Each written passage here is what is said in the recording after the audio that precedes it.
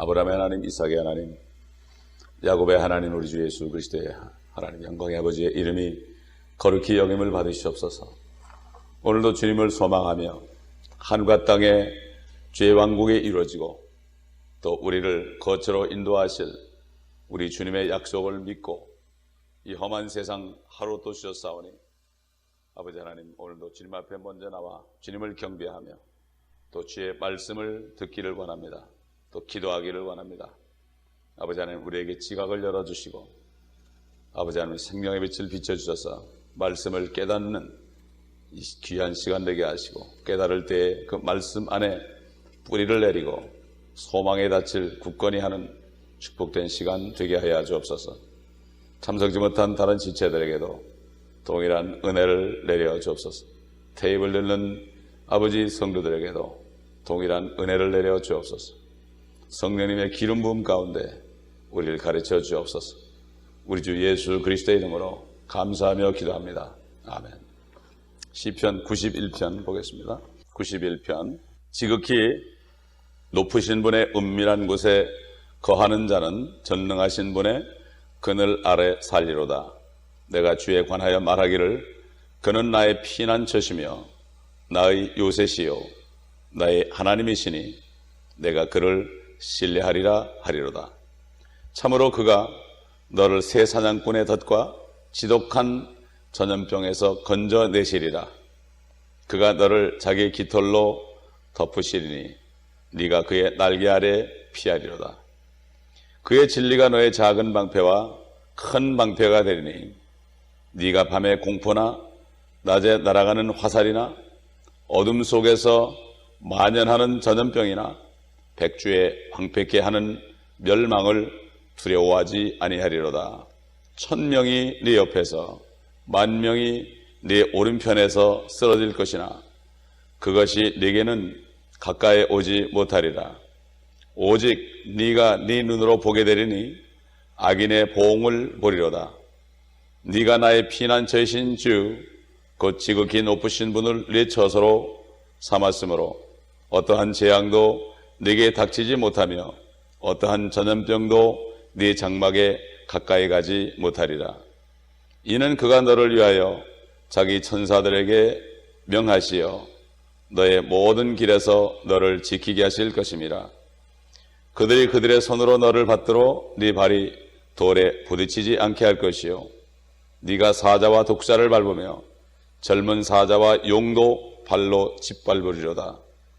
그가 나를 사랑하였으므로 내가 그를 구해낼 것이며 그가 나의 이름을 알았으므로 내가 그를 높이리라. 그가 나를 부르리니 내가 그에게 응답하리라. 고난 중에 내가 그와 함께할 것이며 내가 그를 구해내고 그를 영화롭게 하리라. 내가 장수로 그를 만족케 하여 내 구원을 그에게 보이리라. 오늘 본문 말씀 가운데 눈에 탁 들어온 말씀이 하나 있습니다.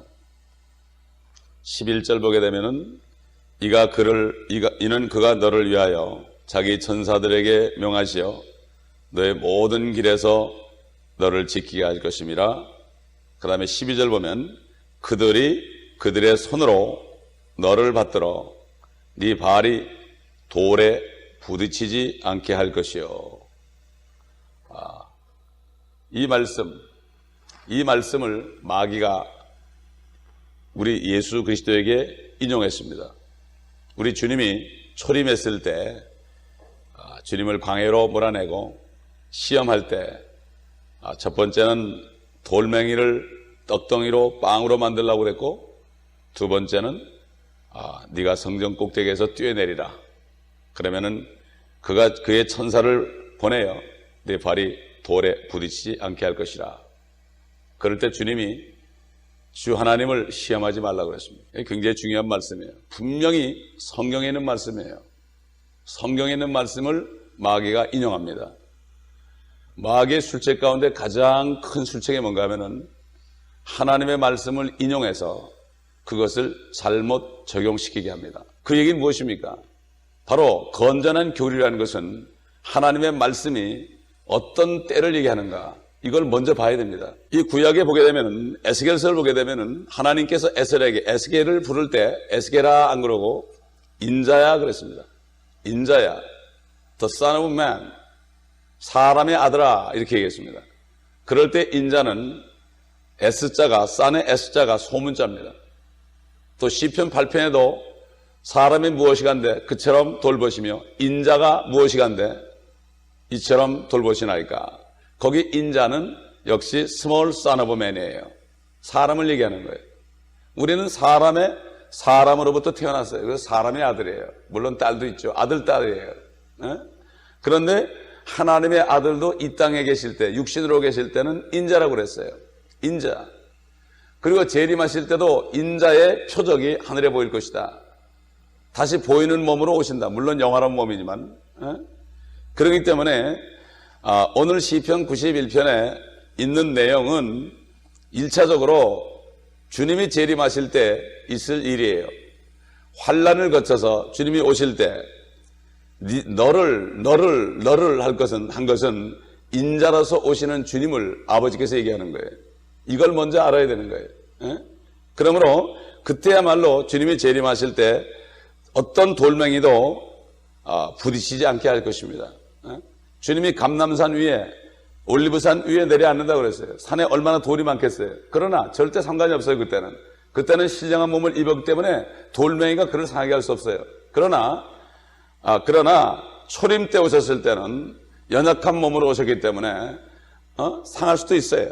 그렇기 때문에 주님께서는 사탄아 물러가라, 주 너의 하나님을 시험하지 말아라 그랬습니다. 아까 우리 부른 찬송가 주 날개 및 내가 편안히 쉬네, 이 찬송가는 어느 미국 목사님이 작사한 찬송이에요. 그 목사님이 어느 날 성대가 상했습니다. 목사가 성대가 상하면 목회를 할 수 없습니다. 얼마나 치명적인 얘기입니까? 그런데 하나님의 그 날개 아래 살게 되면은 어떨까 하고 기도하는 가운데 그 날개 안에 영적으로 들어갔을 때 정말 성대가 상했지만은 너무나 편안한 거예요. 너무나 평안한 거예요. 지금 오늘날도 사탄은, 마귀는 성도들을 이 말씀을 가지고 시험합니다. 그때 주 예수 그리스도, 주 하나님을 시험했던 마귀는 지금 그리스도인들을 바로 시험합니다. 어떻게 시험합니까? 야, 성경에 보니까 네가 정말 하나님을 섬기고 그분을 피난처로 삼고 그분을 신뢰하기만 한다면은 너희 집에 어떤 전염병도 들어오지 않고 정말 너는 안전하게 거할 텐데, 이렇게 비참한 일이 일어나는 것은 네가 분명히 믿음이 문제가 있다. 이게 낙심을 시키는 거예요. 이게 바로 사탄의 술책입니다. 믿음이 있는 사람들을 이 말씀을 가지고 쓰러뜨립니다. 그렇기 때문에 이 말씀은 첫째로 환난 때, 주님이 재림하실 때 일어날 일들이에요. 예를 들어서 13절 보게 되면은 네가 사자와 독사를 밟으며 젊은 사자와 용도 발로 짓밟으리로다. 어떻게 우리가 마귀를 짓밟습니까? 얼마나, 이건 주님께서 오실 때 주님이 마귀의 머리를 부숴버린다고 그랬습니다. 사탄의 머리를 부숴버릴 것이다. 이건 재림 때 있을 일이에요. 이것을 지금 적용하게 되면 어떻게 됩니까? 문제가 생기는 거예요. 우리는 연약한 몸에 쌓여 있어요. 우리는 병도 걸려요. 우리는 쓰러지기도 해요. 그러나 문제는 우리가 그럼에도 불구하고 주님의 날개 아래 거하느냐, 평안을 누리냐, 이게 중요한 거예요. 아픔에도 불구하고 평안을 누리는 것이 바로 우리 축복이지, 안 아프기 때문에 내가 평안을 누리는 거, 이것만이 축복이 아니에요. 물론 안 아프면 좋죠. 혼이 잘 된 같이 범사가 잘 되고 강건하기를 강구하노라. 그러나 우리는 연약한 몸으로 이 땅에 이 더러운 이 땅에 살기 때문에, 위험한 이 땅에 살기 때문에 정사와 권세와 어둠의 주관자들과 악한 영들이 지금도 짓누르고 있고 역사는 이 세상에 살고 있기 때문에 우리는 언제 어떤 어려움을 당할지 모릅니다. 아무리 잘 믿는 사람이라도 늙는 건 똑같이 늙고 똑같이 죽습니다. 육신이. 만약에 육신이 늙지 않고 죽지 않는다면 이것처럼 비참한 게 없어요. 이렇게 불완전한 몸을 가지고 영원히 살라고 하면 이것처럼 비참한 게 없어요. 그러므로 그리스도인들은 늙어 죽는 것도 축복이란 말이죠. 그래야만 우리가 부활하기 때문에. 물론 주님이 오시기 전에 죽지 않고 있다가 변화돼서 주님을 만나면 더 좋겠지만, 주님이 늦게 오신다 그럴 때 수백 년을 이런 상태로 산다면 이거야말로 비참한 거 아니겠어요? 여러 번 내가 말씀드리지만은 옛날 어떤 전도자가 부산에서 복음을 전하는데 꼬부랑 할머니가 부산 시장에 와서 요만한 그 자판대회에서 콩나물 몇 개 놓고서 파는데 전도하니까 예수 믿으면 영생을 얻는다고 그러니까 화를 벌컥 내면서 그러면 내가 영원토록 요 꼴로 살아야 되느냐 이렇게 얘기했다고 그러잖아요. 이 사탄은 이렇게 속인단 말이에요. 영생을 준다고 그러는데도 이런 상태로 영생으로 살면 비참한 거 아니에요? 그렇기 때문에 우리는 시편 91편을 첫째는 우리 주님에게 적용해야 돼요. 주님이 우리가 왜? 그럴 때 우리에게도 적용이 돼요. 왜 그렇습니까? 주님이 재림할 때 성도들과 함께 내려온다 그랬거든요. 주님이 재림하실 때 아마겟돈으로 2억의 군대가 모입니다. 이스라엘을 침공하기 위해서. 요즘 보세요. 이스라엘이 계속 폭격을 하죠. 점점 미움의 대상이 됩니다. 미국만이 지금 이스라엘을 붙잡아주고 있습니다. 미국이 손을 놓게 되면 끝나는 거예요. 그때는. 언제 끝납니까? 성도들이 쉬워되고 나면은 이제는 미국도 도와줄 수 없습니다. 모든 민족이 스가랴에서 있는 것처럼 모든 민족이 이스라엘을 치기 위해서 봉기할 것입니다. 지금 벌써 알카에다가 지금 협박을 하고 있습니다. 이것을 볼 때 우리는 이제 고개를 들 때가 됐습니다. 우리는 때를 잘 분별할 줄 알아야 됩니다. 그렇기 때문에 우리에게 어떻게 적용이 됩니까? 나중에 주님이 오실 때 우리도 같이 와서 아마겟돈 전장에 우리가 참여하게 됩니다. 그때 우리의 모습은 더 이상 이런 모습이 아닙니다.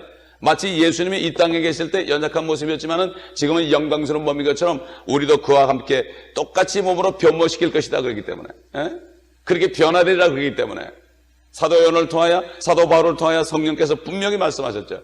우리가 이런 모습이 아닙니다. 그때는 정말 무시무시한 몸으로 변합니다. 천사처럼 됩니다. 천사 하나가 옛날 아시리아 군대 18만 5천 명을 하룻밤새 하나도 남기지 않고 다 죽인 그러한 위력을 우리에게도 준다 이거예요. 그렇기 때문에 천인이 만인이 그때 다 죽어도 우리는 목도하게 됩니다. 먼저 주님이 목도하게 되고 우리가 목도하게 됩니다. 물론 그러나 지금 이 땅에 사는 동안에도 적용이 되죠. 이 땅에 사는 동안에는 우리가 어렵고 힘들지라도 주님의 날개 아래 기도하는 가운데 우리가 피하기만 하면은 우리 환경을 초월한 지각을 초월한 평강을 주신다. 우리는 하나님의 말씀을 지금 우리에게 의미하는 것을 잘 깨닫고 해야지 잘못 적용했다가는 낙심하게 된다. 왜 나는 이렇게 몸이 아플까? 왜 나는 이렇게 불구가 됐을까? 어떤 그리스도인은 말이죠. 아무 죄도 없이 어떻게 피를 잘못 맞아가지고 에이즈가 걸렸어요. 그래서 사탄에게 그랬대. 야, 내가 참 비참한 모습으로 죽는다. 그러나 상당히 괜찮다. 걸릴 수 있어요. 수혈 잘못하지 걸릴 수 있습니다. 그러므로 옛날 예수님께서 네가 성전 꼭대기에서 내 때리라. 이렇게 얘기한 마귀는 지금도 이 시편 91편을 가지고 많은 사람들이 시편 91편을 가지고 위로를 받습니다. 지금도 많은 환자들이 위로를 받습니다. 그러나 이것을 잘못 정해시게 되면 내 속으로 시험이 오게 되는 거예요. 왜 나는 이렇게 비참할까? 왜 나는 죽을 병에 걸렸을까? 여기 분명히 전염병이 있니 장막에 오지 못한다고 그러는데 왜 우리 집안은 당뇨병이 있을까? 왜 우리 집안은 이렇게 허리가 아픈 병이 있을까? 왜 우리 집안은 이렇게 심장병이 있을까? 이렇게 한단 말이에요. 그러므로 우리는 이 땅에 사는 동안에 물론 건강하게 살아야 됩니다. 그러나 때로는 어려움이 올 수도 있다. 이것을 알아야 되는 거예요. 그래서 15절 보면 그가 나를 부르리니 내가 그에게 응답하리라. 고난 중에 내가 그와 함께 할 것이며 고난 중에 내가 그와 함께 할 것이며 다윗도 그랬잖아요. 내가 사망의 음침한 골짜기로 다닐지라도 주께서 나와 두려워하지 않는 것은 주께서 나와 함께 하심이라. 우리는 사망의 음침한 골짜기 이 사망의 세상을 살고 있습니다. 죽음의 세상을 죄의 세상을 살고 있습니다. 이건 피할 수 없어요. 지금은 주님 오시기 전까지는. 그러나 그럼에도 불구하고 우리는 그 환경이 없어지는 것이 아니라 고난 중에 내가 그와 함께 할 것이며 내가 그를 구해내고 그를 영화롭게 하리라. 이런 약속의 말씀이 있다 이거예요. 그렇기 때문에 정말 주님께서 내가 가서 처소를 예배하면 내가 다시 와서 너희를 나 있는 곳으로 인도할 것이다. 우리가 소망인 언제입니까? 주님이 오실 때. 주님이 오실 때. 또 우리가 주 안에서 죽을 때. 몸을 떠날 때가 바로 영원한 구원함을 받는 거예요. 그렇기 때문에 이 모든 장면들은 이 환난 때에 정말 우리 주님과 주의 백성들이 어떤 기적을 보고 참 될까? 그 수많은 사람들이 공격을 하는데 1000명이 네 옆에서 10,000명이 네 오른편에 쓰러질 것이나 그것이 내게는 가까이 오지 못하리라. 첫째는 우리 주님에게 해당되고 둘째는 이스라엘 민족에 해당되고 그 다음에 우리 그리스도인에게 해당되는 말씀입니다. 그때는 우린 주님과 함께 사자와 독사를 밟으며 젊은 사자와 용도 발로 짓밟을 수 있습니다. 포도즙 틀을 밟는다고 그랬거든요. 그 피가 말 굴레까지 온다고 그랬습니다. 12,000 스타디움까지 700마일, 낙동강하고 거의 비슷한 700마일까지 피의 강이 흐른다고 그랬습니다. 왜? 우리가 주님과 함께 밟기 때문에. 그러므로 우리는 계속해서 내가 주에 관하여 그는 나의 피난 처시며 나의 요새시며 나의 하나님이시니 내가 그를 신뢰하리라. 우린 주님을 계속 신뢰해야 됩니다. 환경을 초월해서 어떤 일이 있더라도 우리는 주님을 신뢰하는 게 중요한 거예요. 환경을 보지 말고 주님을 신뢰하는 거예요. 그때 우리도 주 날개 밑 내가 편안히 쉬네. 피바람 치고 어떤 어려울지라도 내가 주 날개 밑 즐겁도다. 그 사랑 끊을 자 누이뇨. 아무리 어려움이 올지라도 주님의 날개 아래 있을 때는 어려움이 있을지라도 주님과의 나 사이의 사랑을 끊을 수가 없다. 마귀의 시험에 넘어가지 않는다. 그러므로 우리는 정말 마귀가 우리를 공격할 때 하나님의 말씀을 가지고 한다는 걸 절대로 잊어서는 안 됩니다. 우리가 하나님의 말씀으로 마귀를 대적해야 됩니다. 그런 또 마귀는 말씀으로 우리를 대적합니다. 이게 바로 고차원적인 마귀의 술수예요. 그렇기 때문에 믿음이 없는 자나 믿음이 있는 자나 사탄은 여러 가지 모양으로 시험한다는 사실을 절대로 잊어서는 안 됩니다. 문제는 우리가 어떤 어려움이 있을지라도 범사에 감사하고 항상 쉬지 말고 기도하고 항상 기뻐할 수 있는 이러한 삶을 살아야 되는데 주님의 날개 아래 피하는 길밖에 없어요. 그래서 주님께서 이스라엘 유대 사람들이 그렇게 황폐됐을 때 암탉의 병아리를 그 날개의 모험처럼 내가 몇 번이나 너희를 모려 했느냐. 내 날개를 들어오면 될 텐데 너희들이 그 내 날개를 싫어한다. 마찬가지로 오늘날 그리스도인들도 어려움이 있을 때 주님의 날개에 와야 되는데 인간적인 방법으로 일을 해결하려고 이리 뛰고 저리 뛰고 사람들에게 구걸하고 이렇게 되니까 결국은 어려움을 더 겪게 되고 평안을 누리지 못하는 것입니다. 이 마지막 때 가장 중요한 게 평안입니다. 주님의 은혜입니다. 이스라엘에 있는 수많은 청년들이 왜 예수를 믿습니까? 지금 테러가 계속됩니다. 지금은 또 레바논에서 또 포탄이 날라옵니다. 이 어려운 가운데 그들에게 무엇이 필요하겠습니까? 돈이 필요하겠습니까? 가장 중요한 것은 그럼에도 불구하고 마음의 평강이에요. 죽음을 초월한 평강이에요. 그래서 그들이 평안의 복음, 그리스도의 복음을 받아들인다고 그래요. 거기 전도자들 얘기가. 그러므로 우리는 이 말씀을 통하여 우리에게 주신 소망입니다. 그러나 이 땅에서는 우리가 어려움을 겪을 수 있습니다. 그럼에도 불구하고 우리는 감사해야 돼요.